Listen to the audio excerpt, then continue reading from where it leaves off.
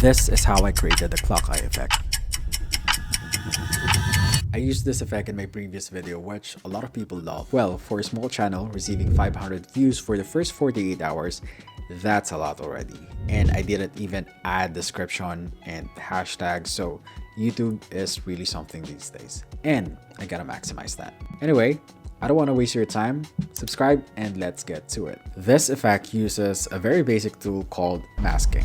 But before we dive into it, you need three things: clip of your eyes, time lapse of a clock. If you're going to film it, I suggest you position the light the same as how you lit the first clip so that the shadows are making sense. Now, if you don't want to film it yourself, don't worry, I got you. I left a download link down below so that you can download the clips that I'm using and you can practice it. It's free and you're welcome. And third thing is your inner chill guy.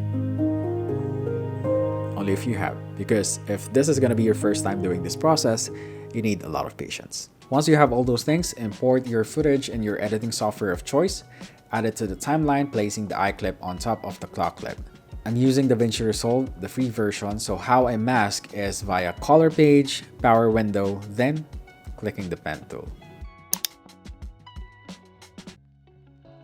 If you're using other editing software, it might have a different process, but the same concept applies. So the idea of masking is either we retain what is in the mask or we remove completely what is in the mask, depending on what we want to do. But in this case, I'd like to remove what is in the mask, the iris, so that I can change it with the clock. So you may encounter a problem where you already made the mask, but something is not happening.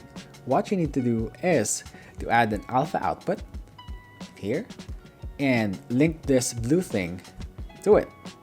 It just works. As you can see here, we retain what is in the mask, but what we want is the opposite. So we need to invert the selection, and we can do that by clicking this. Once we've done that, we need to adjust the scale and position of the clock to mimic the iris. At this point, actually, we've done like 70% of the process and we're good to go. But to sell the effect even further, we can add a duplicate clip of the eyes at the bottom without the masking, then select the clip of the clock and change the blend mode to linear light.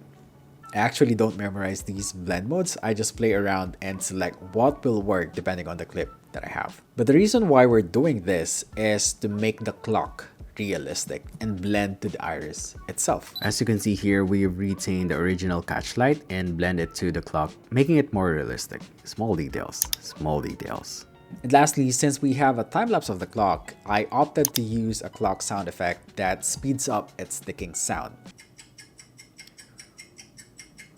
And after all those steps, we'll get something like this.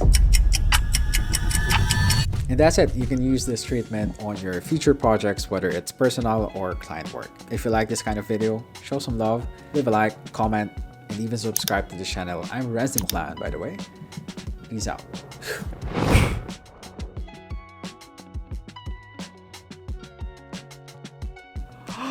One content done again.